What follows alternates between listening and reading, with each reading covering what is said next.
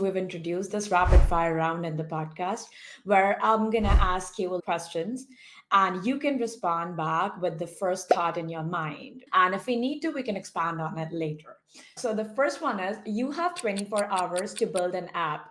What would you create? Probably something based on content creation. So I will try to monetize something that I already know. So I probably create a platform for content creators because I know the struggles. So that's the answer. That's a great idea. We would surely be a user of that. The second one, the biggest misconception about being a Docker captain. That it's a title that you give by yourself. Someone also said that you are the captain of Docker.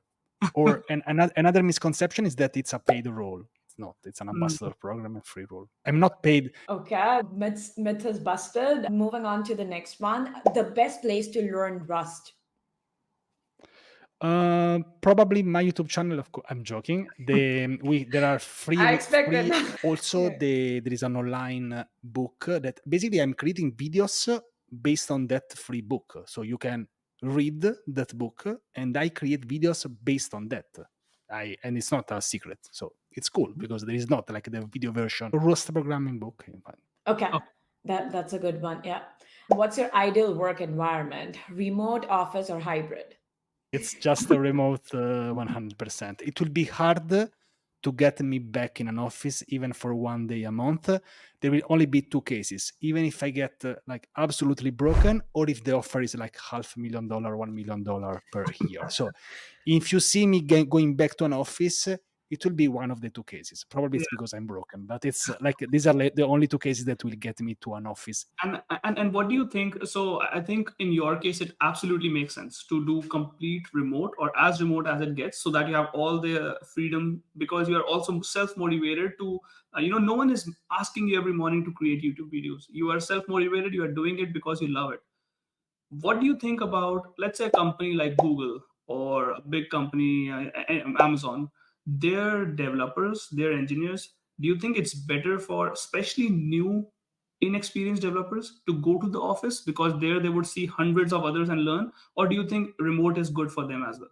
As I said before, if you offer me 300,000, $500,000 per year, then of course it's gonna be a different story. I think that I feel lucky. So for example, I had this experience of doing like working in an office for 3 years, Mm. and this has been great experience to go that as an office. So probably I don't know because I've never been there. Like working only remotely since our first role, it might be a bit strange. But if you can make it happy for you, I'm happy because I also had this experience in the office. I know that office is not for me. I'm not an office animal, I Yeah. would say. Now, some people they like it a lot. It's for me, really not, really not. But yes, in case of big companies, and I think it can also be someone can they can find the good pace, and also they gives you to give you the opportunity to meet I don't know like great minds and great engineers in person. So it Yeah. can be good. Probably not for 40 years of your life. We saw something on LinkedIn, like someone have been working for Microsoft for 22 years, and now they updated the job description like goose farmer. I don't know if it was a joke or if it was a meme, but even if it was like it's funny the idea that at some point probably you want to Yeah. work from If I home. can, take 30 seconds to share my experience, and sorry, Kritika, we'll go back to the questions. Just for 30 seconds, I feel like if you are in an office job, if you're not an entrepreneur or not in the phase of your life, just my personal opinion, that for new developers, because when new developers are joining the company I'm working for and they are completely remote, I see that a lot of time they are disconnected because they don't know who to contact, they don't know who to ask the questions. If they're stuck, if let's say a Jenkins job is stuck, they don't know who can help them with that. And when you message someone, then someone can take 1 hour, 2 hours, 3 hours to reply back, and then the whole flow is broken. I see that when you're in office, and again, I'm strictly saying this for new people who are willing to learn a lot from others. When you're in office, you can just go to the desk of a senior dev and say, hey, can you please help me with this? And you will get your answer in like 30 seconds, and you can learn from others. I personally don't like going to office 5 days a week. I would prefer going to office like 2 days, and 3 days I can work from home on my own schedule. So I kind of like a mix of that. But everyone, is a different person, and everyone can have their own, likings for sure. All right. So the next section, you can again respond back with the first thought that pops on your head. Most overrated tech buzzword right now. Overrated. It's hard Is it because is it hard because you have too many to respond with, or no, it's no. I don't have an answer. Probably the hype of like deving AI. I don't even know if that's like a fake thing. Like so, Yeah, like AI, like super automated tools.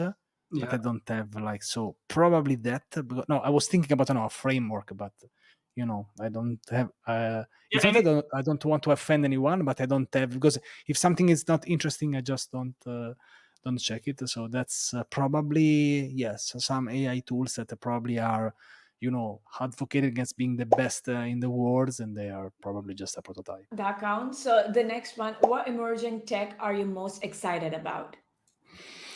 If can I say Rust as a language? 100%, Okay, 100%. I think that Rust can explode in 1 2 years, like happened with Python like 10 years ago.